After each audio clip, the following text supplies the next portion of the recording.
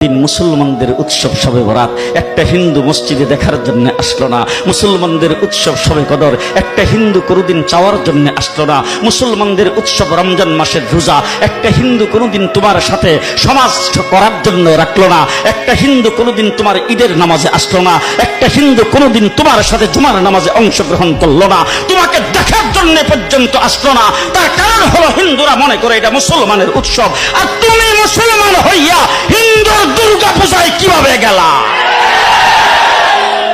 তোমার কি হয়ে গেল? তোমার কি লজ্জা শরম তুমি ধুয়ে ফেলে দিয়েছো? তোমার কি কোনো লজ্জা শরমও নাই?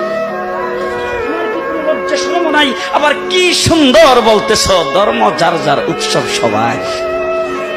হাই হাই হাই, ও মুসলমান যুবকেরা ভালো করে শোনো, ধর্ম যার যার উৎসব সবার, তাইলে বিয়া যার যার বউ তো সবার।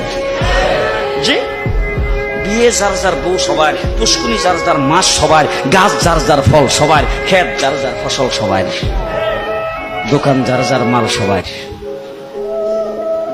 এখন ঘুমাইছে কি কথা বলেন না কেন?